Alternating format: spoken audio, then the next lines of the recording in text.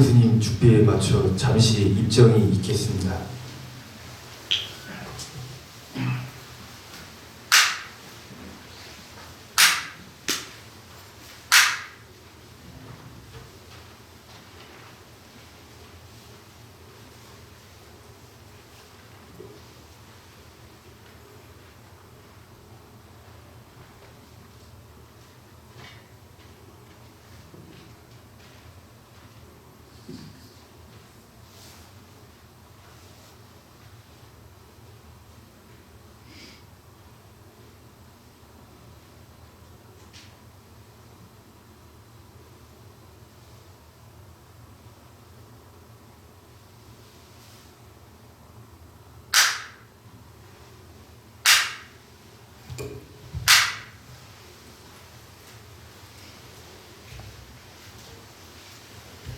오늘 건강살림법회에 참석하신 신등들 참으로 반갑습니다. 반갑습니다.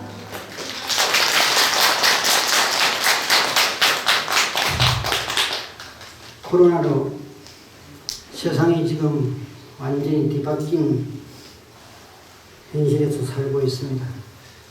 그럼에도 불구하고 이 자리에 참석하셔서 건강살림법회를 봉하는 여러분들의 신심과 열정에 경의를 표합니다. 송황사 전 소임자로서 법문 요청을 거절할 수가 없어서 사실 이 자리에 앉았지만은 이 법상 법문은 참으로 많이 부담스럽습니다. 이 자리뿐만 아니라 부처님의 법문을 전하는 자리는 늘 그렇습니다. 송황사 건강살림법회가 올해로 벌써 16년째가 되었습니다. 통도사 함살림법회와 더불어서 이제 명실공히 한국 불교계에서 대표적인 살림법회가 되었습니다. 사실 한 해도 그러지 않고 이 법회를 이어오기가 쉽지가 않습니다. 올해는 사정에서 법회를 내년처럼 해야 될지 말아야 될지 고민을 많이 하시다가 그래도 늦게라도 법회를 하는 게 좋겠다 해서 아마 늦게 지금 법회가 시작된 것 같습니다. 저는 지난 4년 동안 이 법회를 밑에서 법사 스님들의 법문을 들었는데 이제는 법문을 하는 법사로 입장이 바뀌니까 조금 많이 어색합니다. 괜찮습니까? 네.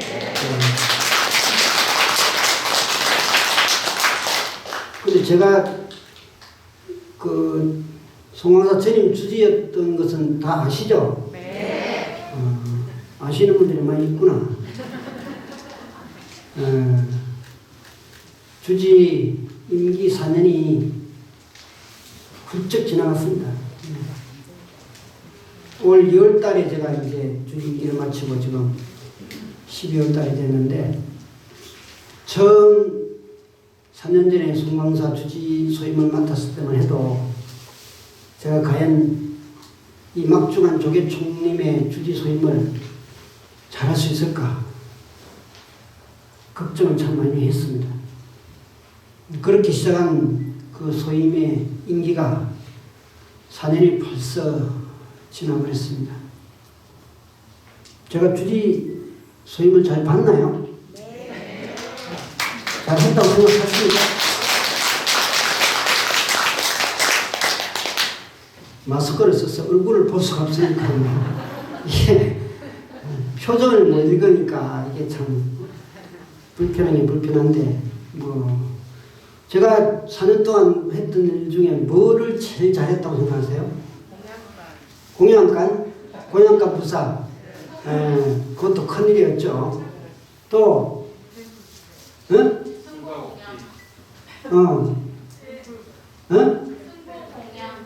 승보공양. 누가 승보공양 했나? 이리 나오세요, 나오세요. 이리 나오세요. 나오세요. 그런 이야기 하기 쉽지 않아. 나오세요. 나오보세요, 한번. 저런 이야기를 하는 보살님이 쉽지 않아요, 사실은.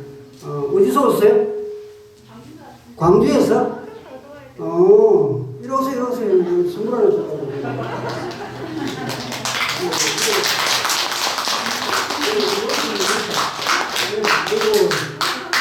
야, 세상에. 공양강 불사도 큰 불사였고, 또 뭐 여러 가지 자랑을 하자 그러면은 불교대학도 잘 그르셨습니다. 예? 불교대학도 잘 그르셨습니다. 불교대학도 완전히 1년에 100분씩 다 졸업하고 했었죠. 많습니다. 제가 입으로 다 말하기는 그렇고 이거 주지 공적이라 그러거든요. 그래서 오늘 주의심 보고 다 가시라 그랬어요. 앉아있지 말고. 내가 내 공적을 많이 이렇게 늘어놓으면 다음 이제 지금 주의심이 부담스럽잖아요. 엄청나게. 가온 학인들은 내가 뭐 잘한 거 없어? 왜 한마디도 안 해? 내가 가온을 위해서 진짜 많은 일을 했는데 뭐 한 거 없어? 잘한 거?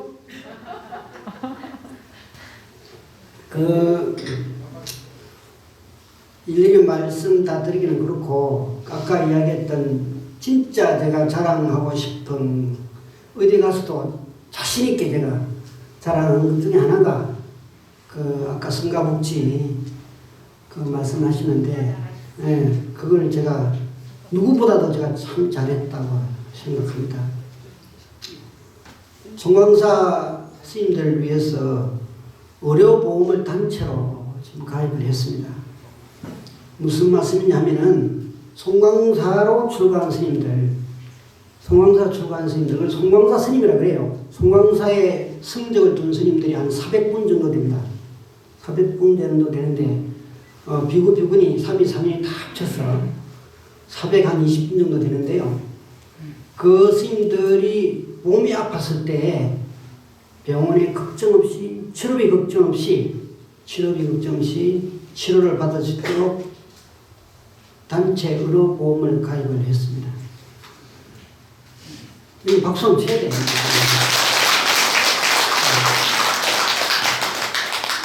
이 단체 의료보험은 전국의 24개 본사 중에서 송광사가 처음으로 시행을 했고 지금까지도 송광사만 성녀 의료보험 단체 보험에 가입되어 있습니다. 요즘 큰 회사들은요, 삼성이나 대기업 또 좀 중소기업도 잘 나가는 중소기업들은 다 직원들을 위해서 단체 보험을 가입을 다 해줘요. 그 직원이 무슨 사고가 생겼을 때는 산재보험 말고 의료보험도 다 가입합니다. 근데 이제 이게 원체 보험료가 많이 들어가기 때문에 쉽게 본사에서 보험을 가입할 수가 없는데 이것이 가능했던 것은 송광사를 사랑하는 전국의 불자님들이 월 1만원씩 후원회원으로 가입을 해주셨기 때문에 가능했습니다. 이 성녀복지 시도는 제가 했지만은 사실은 신도님들이 후원이 있기에 가능한 일입니다. 이것이 왜 중요하냐면요.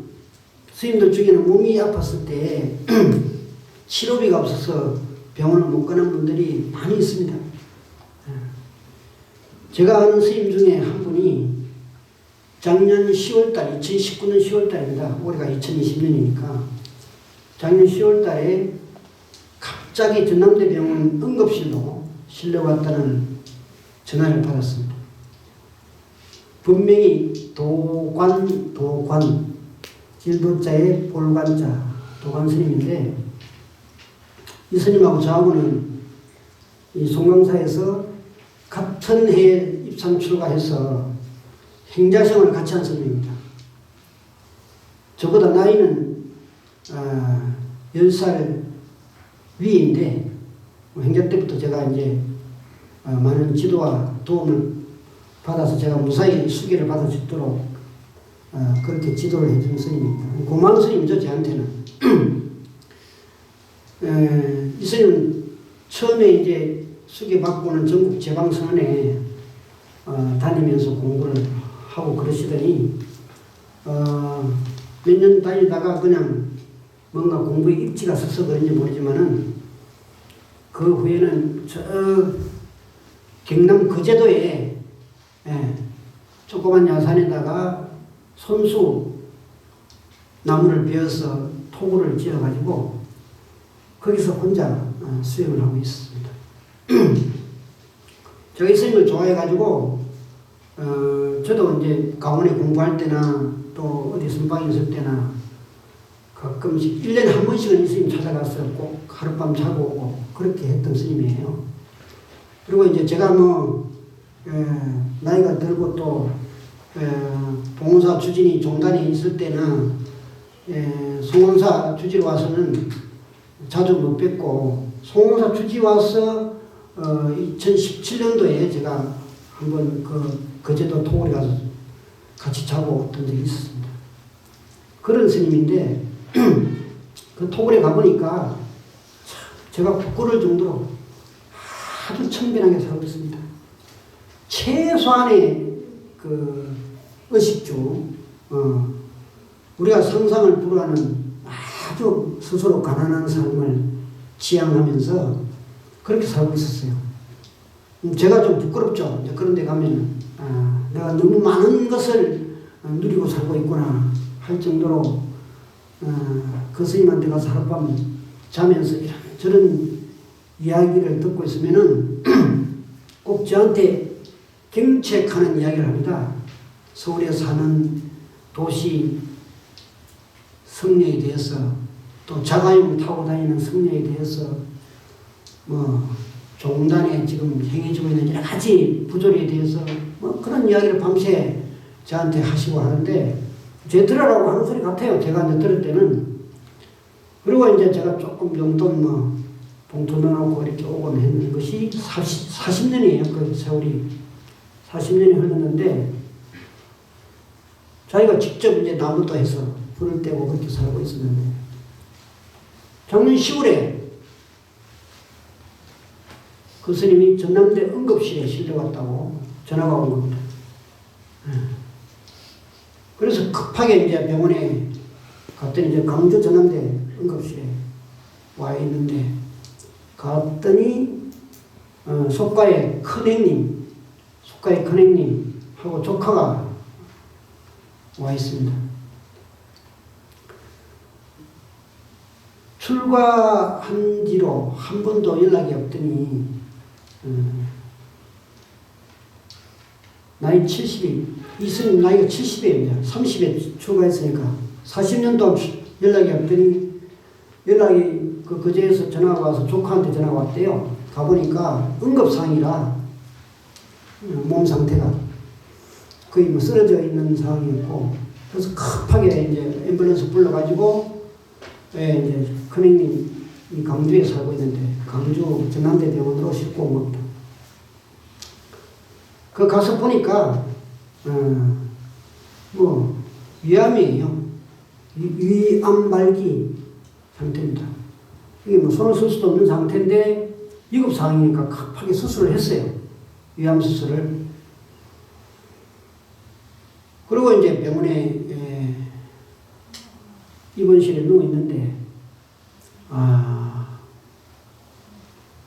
제가 가보니까 이 속가 가족들은 이게 날비락이에요. 그동안 연락이나 있고 교류가 있으면 모르겠는데 30에 출가한다고 나가더니 40년이 지난 나이 70이 돼가지고 이제 몸이 완전히 이제 망가져서 속가로 연락이 왔으니까 그걸 외면할 수도 없고 가보니까 이제 그래 되는 상황이고 수술을 하긴 했는데 완치가 불가능한 상태입니다. 치료가 불가능한 상태.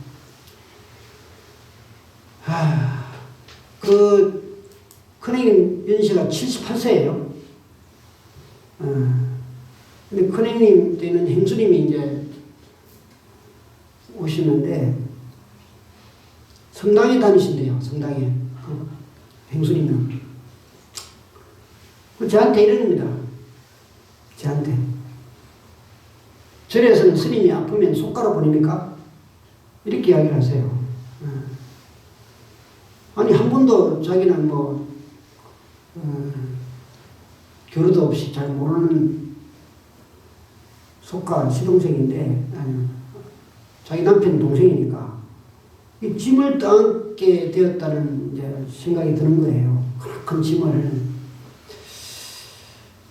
이 스님은 그제 살면서도 최소한의 자기 이제 생활을 하면서 공부에만 전념한다고 스님들하고도 교류를 끊고 또 신도님들은 일체 못하게 하고 가끔 다니는 신도가 있기는 있는 모양이다마는 절대 공부에 방해된다고 왔다 갔다 하지 말라고 그러고 필요한 거 있으면 꼭 필요한 거 있으면 이제 이야기해서 사가지고 오라고 그런 상황이었어요. 보니까 그것도 돌아가시고 나서 알았어요. 제가. 그러니까 전혀 반면이 없는 거죠. 송화가 스님인데 도반들이 있긴 있지만 교류가 없으니까 유일하게 제가 이제 그 스님하고 교류되는 거예요. 그 병원에 이제 그렇게 누워 있는데 참 기가 찬노릇이죠. 속가에서도.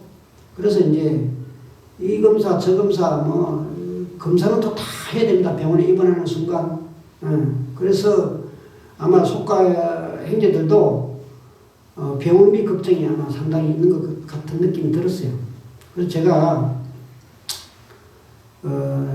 큰형님하고 조카하고 다 불러서 병원비는 내가 다 책임질 테니 얼마나 오든 책임질 테니까 일단 후회 없이 치료를 할 수 있는 데까지 해보시라고. 그리고 간병인도 드리고 간호사람도 또 간호사람도 없잖아요. 병원에서. 그동이 또 불편한데. 그래가지고 간병인도 데리고 제가 다 치료비는 제가 부담할 테니까. 그러니까 조금 안심을 하시더라고요. 근데 이제 그 큰형님 하시는 말씀이 40년 동안 떨어져 있어도 지금 이제 보니까 조금 이제 옛날에 30대에서 추가했으니까 그래도 세월이 속까지 사는 세월이 30년이 되잖아요. 옛날 생각이 나면서 이제 좀 야속하다 생각이 들면서 옛날 정이 자꾸 드러난대요. 정이 이제 옛날에 싸웠던 일도 있고 다투었던 일도 있고 좋았던 일도 있으니까 이제 애착이 가는 거예요. 스님한테. 어떻게든 살려보려고 모든 치료를 다 이제 동원을 다 하는 겁니다. 제가 일주일에 한 번씩 작년 연말에 진짜 제가 송광사에서 바빴을 시기였는데 송광사에 여러 가지 일들이 많아가지고 일주일에 한 번씩 꼭 혼자 병원에 가서 문병을 했는데 가보면 어느 날은 중환자실에 있다가 또 가보면 어느 날은 또 일반 병실로 올라갔다가 또 어느 날은 또 무슨 CT를 촬영했다 그러고 뭘 했다 그러고 이렇게 하는데 한 달쯤 되니까 의식 내염 이상이 와가지고 의사소통이 안 되는 거예요. 말을 못해요. 갑자기 말을. 그게 이제 본인하고는 이제 의사소통이 전혀 안 되는 겁니다. 그런데 눈은 뜨고 있고 또 음식을 먹이면은 음식은 드세요. 소화도 시키고. 그러니까 이게 이제 그러면서 계속 안 좋아지는데 제가 볼 때는 안 좋아지고 있어요. 다시 소생할 가능성은 없다고 생각되는데 속가 형님은 이제 무엇이든지 해서 어떻게든 살려보려고 자꾸 이제 애착을 하시더라고요. 그래서 내가 이거 참 환자가 저렇게 고통스러워하고 고생하는데 의사 표현은 안 되고 통증은 느끼니까 이제 신음은 계속 내고 있는데 이걸 치료를 계속 해야 되냐 말아야 되냐 저는 고민이 되는 거예요.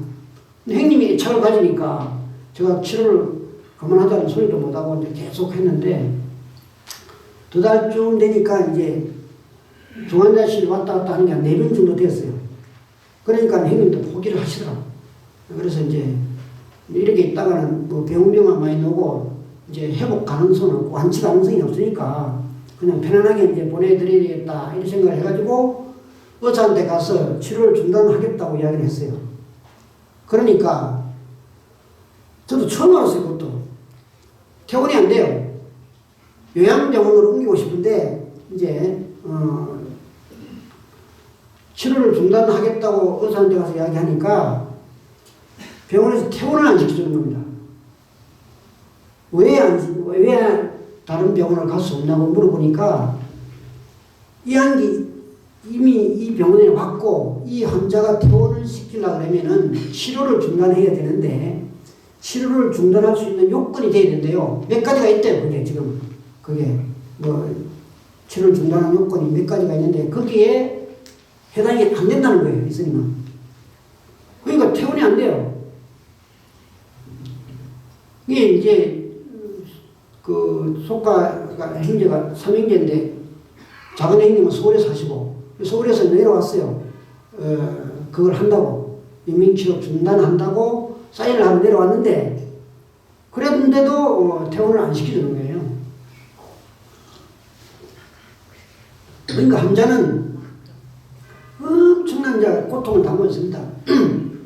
제가 이 스님의 입원에서부터 돌아가시는 과정을 3개월을 내가 다 봤습니다. 그래서 병원 이게 참 중요하구나. 본인이 의사 표현을 못하니까 치료를 중단을 하고 싶어도 중단을 할 수 없는 상황이 되어 있고 형제들이 이제 3사람이니까 2사람이 합의해서 치료를 중단하겠다 해도 병원에서 연명치료 중단 요건이 안 된다고 퇴원을 안 시켜주는 거예요. 그런데 가서 보면 이제 일주일 만에 한 번씩 가서 보면 이 스님이 몸에 부착되는 게 하나씩 다 늘어나고 있습니다. 예. 이제 안 되면 산소호흡기부터 시작합니다. 산소호흡부터 시작해서 그 산소호흡기는 이제 자가 호흡이 안 되는 거죠. 그리고 또 이제 투석이라고 해요. 혈액투석. 피를 끌려주는 거예요. 그 기기를 또 부착하더라고요. 또 소화가 안 되니까 배에 구멍을 뚫어가지고 또 호수를 달아요. 일주일 만에 나가보면 하나씩 뭐가 다 늘어나 있는 겁니다. 몸에 뭐가. 이래가 되겠냐. 이렇게 고생하고 있는데 이 사람이. 그런 차에 이제 3개월 만에 결국에는 돌아갔어요. 중환자실에서. 2019년 10월 23일에 입원을 해서 2020년 그 다음에 1월 10일에 돌아갔습니다. 약 3개월 동안 투병을 하다가. 근데 이제 왜 갑자기 속가로 연락을 했을까? 왜 갑자기? 그 혼자 그렇게 철저하게 자기 공부한다고 그렇게 모든 반대를 끊고 사시면서 그 스님이 왜 그 속가 조카한테 연락을 했을까? 근데 이제 보니까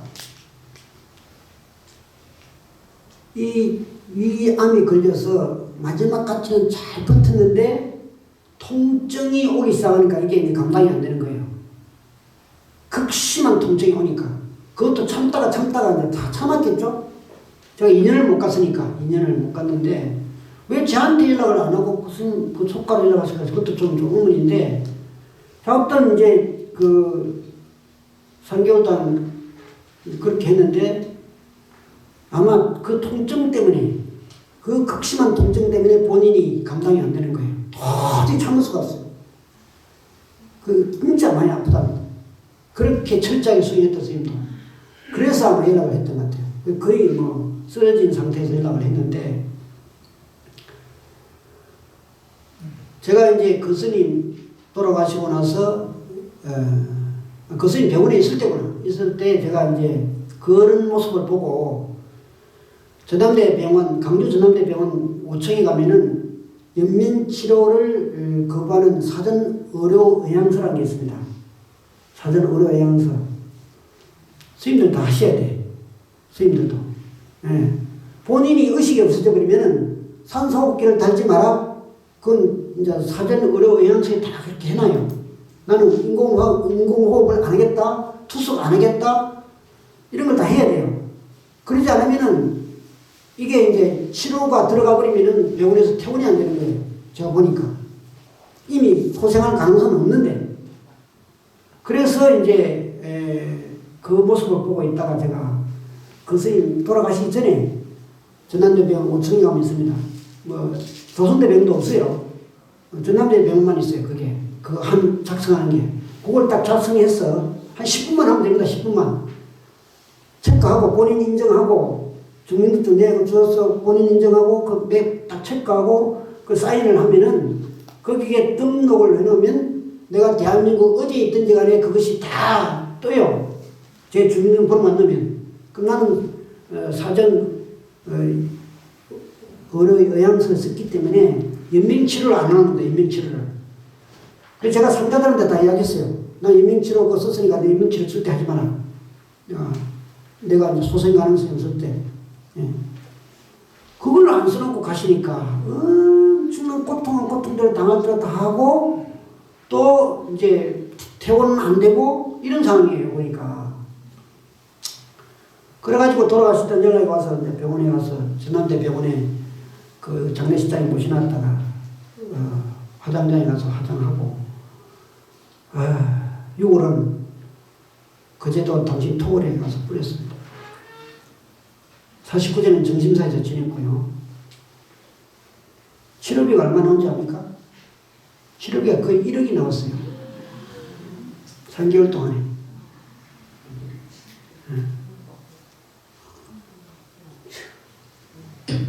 자부담이 3천만 원 정도 나왔어요. 제가 부담해야 될 금액이. 나머지 7천만 원은 의료보험에서 혜택이 되고. 그러니까 이게 이제 그런 모습들을 제가 생생히 지켜봤습니다. 한 분이 가시는 모습을. 그리고 이제 제가 송광사에서 의료보험 단체보험을 스님들 가입을 했는데 이 보험이 만약에 있으면 적용이 됐으면 다 혜택을 받는 거예요. 다 혜택을. 그래서 별 어려움 없이 치료비는 이제 부담 없이 받을 수 있을 텐데 하여튼 치료비도 문제잖아요. 그리고 이런 아픈 스님들이 치료비 때문에라도 병원을 못 가는 거예요. 안 가는 거예요. 자기가 뭐 돈도 없으니까 병을 키운 거죠. 사실은 미리 조금 검진을 하고 했으면 위암 정도는 오늘날 지금 우리 의료 시스템으로는 충분히 치료할 수 있는 병인데 그걸 놓친 겁니다. 제가 오늘 왜 이 이야기를 이렇게 길게 하냐 그러면은 우리는 건강경 공부를 하면서 건강에 대해서 바르게 이해하고 실천하고 있는가 이겁니다. 이 살림법회 매년 참석한 신도님들은 10년 동안 건강경 법문을 들었잖아요. 저는 3년밖에 안 들었는데 그러면 건강경에 대해서 도가 다 텄을 거 아니에요. 도 다 터시죠? 아직 안 텄어요? 오늘 한번 태워볼까요? 불교의 그 대부분의 경전들이 묻고 답하는 내용입니다. 질문하고 부처님이 답하는지 아라한들이나 훌륭한 스님들이 답하는 내용이 불교 경전의 형식이에요. 무엇을 질문했는가? 대부분 사람들이 다 이제 부처님께도 부처님 당시에도 질문하고 다 그렇죠. 또 스님들한테 와서 질문하고 지금은 이제 어려움이 있으면 다 스님들 와서 묻기도 하고 하는데 이 경전의 형식도 다 그렇게 되어 있고요. 대부분이 이렇습니다. 그냥 내가 힘드니까 고통스러우니까 어떻게 하면 이 고통을 없앨 수 있겠습니까? 이 어려움을 극복할 수 있겠습니까? 다 이런 내용들이죠. 거의 내용들이 어떻게 하면 행복하게 살 수 있겠습니까? 뭐 이런 내용들입니다. 그런데 이 건강경도 우리가 매일 독송하지만은 오늘도 독송하지만은 수보리 존자가 우리를 대신해서 부처님께 물은 겁니다. 수보리 존자가 부처님께 물은 내용이 부처님 답한 내용이 건강경이에요. 무엇을 물었느냐? 그 제2분에 나옵니다. 제2분에 부처님께 법을 청하다 이렇게 됐는데 물은 거죠. 부처님께 스물이 존자가 가장 높고 바른 깨달음을 얻고자 마음을 낸 선남자 선녀인은 어떻게 살아야 하며 어떻게 그 마음을 다스려야 합니까? 이렇게 물은 거예요. 제 두 번째 나오는. 그거 다 알잖아, 이 내용. 이게 높고 안욕따라 삼여 삼보리, 이걸 이제 우리가 가장 높고 바른 깨달음이라고 이야기를 하는데, 여기 이것만 얻으면은 뭐 세상에 이제 괴로움에 떨어지지 않는 경지예요. 괴로움에 떨어지지 않는, 고통이 없는 상태. 이게 열반이라 그러는데, 이걸 이 괴로움이 없는 이 경지에 도달하려고 그러면은 어떻게 살아야 하며 어떻게 마음을 다스려야 합니까? 이렇게. 나도 뭐 어떻게 보면 굉장히 지극히 평범한 질문일 수도 있고 고차원적인 질문일 수도 있습니다. 고통 없이 가장 행복하게 살려면 어떻게 마음을 다스려야 합니까? 이렇게 물어보죠. 부처님이 그렇게 이제 대답합니다. 그 제3분에 나옵니다. 부처님이 대답하는 게, 그런 마음을 낸 선남자 선녀인은 한량없고 끝없는 중생을 남김없이 열반에 들게 제도하리라. 이렇게 서원을 세우라고 이야기를 합니다. 부처님께서. 쉽게 이야기하면 모든 중생을 내가 열반의 세계, 행복의 세계로 들게 하겠다는 서원을 세우라는 겁니다. 다 그 원력을 세우라는 거예요. 내 혼자만 그렇게 좋은 세상에 가겠다는 게 아니고, 모든 사람들을, 모든 중생들을 내가 그런 세계를 인도하겠다는 서원을 세워라. 큰 마음을. 그러고 나서 제4품에 이런 이야기를 합니다. 보살은 어떤 대상에도 머무는 바 없이 보셔야 한다. 이거 다 우리 다 들었잖아요. 제일 처음에 나온 이야기잖아요. 건강경. 보살은 어떤 대상에도 머무는 바 없이 업무소조 행하고시라. 보시를 보시해야 한다. 어떤 상에도 머물지 않고 보시해야 한다. 만약 보살이 어떤 상에도 머물지 않고 보시하면 그 복덕은 헤아릴 수 없기 때문이다.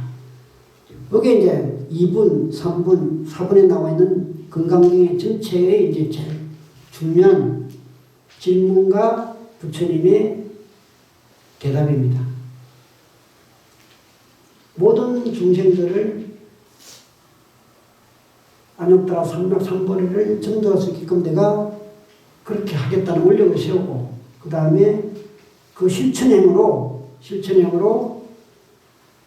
집착 없이 보시를 행하겠다.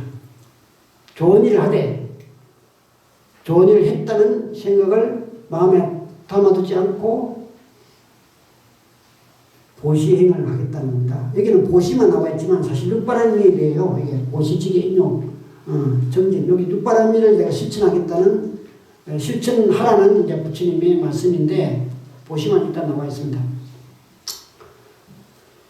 건강의 대의가 다 여기 이 첫 번째 나오는 2분, 3분, 4분에 다 이렇게 되어 있습니다.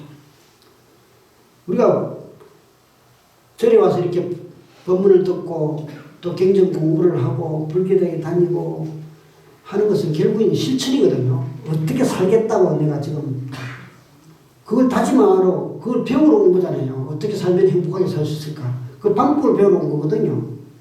건강이 그렇게 설해놨어요. 우리가 매일 독서하는 게.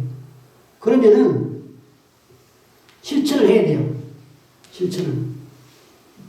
어떻게 실천해야 되냐. 오늘 이 송광사 건강살림협회에 오셨으니까 올해 실천을 하고 가시자. 실천을 하나 하자. 무주장보시 한번 하고 가면 좋겠다. 이 생각을 제가 하는 겁니다. 이 송광사 사보에 저걸 가져왔는데 맨 끝에 보면은 송광사 성가복제 후원안내라고 다 되어 있습니다. 지금 후원회원이 3,800명 이 후원을 하고 있습니다. 한 달에 10,000원씩. 이것 때문에 송광사 스님들의 의료복지가 가능한 겁니다. 의료복지가. 이거 여기 오신 분 중에 뭐 내가 보니까 가입하신 분들도 많이 있어. 반은 가입했네 보니까. 그것도 많이 있고 가입 안 하셨다 그러면 후원영원에 기도 접수 가서 이거 한 달에 후원만 좀 10,000원만 하시면 오늘 건강기능 공부 안 해도 돼. 네, 천도대 뭐 굳이 안 해도 돼. 이거 다 끝나는 거야. 이거 하면은. 왜냐면 스님들 공부하는데 내가 후원해서 이거 한 달에 10,000원만 하면 스님들이 공부해서 다 이 세상을 편안하게 할 거예요. 커피 2잔만 안 마시면 돼. 한 달에 커피 한 잔 4,000원이잖아. 5,000원짜리도 있고 6,000원짜리도 있더라 보니까 커피. 한 달에 커피 2잔만 덜 마시고 송광사 스님들 어려복지를 위해서 10,000원만 후원을 좀 하십시오. 이게 이제 건강경 공부의 마지막 종착인 실천을 제가 말씀을 드립니다. 그러니까 오늘 이렇게 오신 건 또 참 크나큰 인연인데 송광사를 좋아하지 않으면 이렇게 올 수가 없어요. 나는 참 기특해. 이렇게 많이 오셨다는 게 난 참 이해가 안 가는데 불가사의라 지금. 어제 주임사에 12분 오셨어요. 초하루법회에. 안 와요. 신도들이 겁이 나서. 이 코로나 시대에. 근데 송광사는 이렇게 많이 오신 거 보니까 참 송광사가 엄청나게 맑은 기운의 도량이구나 생각이 드는데 오늘 건강여행 법회에 오신 것을 진짜 제가 찬사를 하면서 오늘 건강여행 법회에 마지막으로 큰 열매 맺고 가시기를 바랍니다. 오늘 법문은 이것으로 마치겠습니다.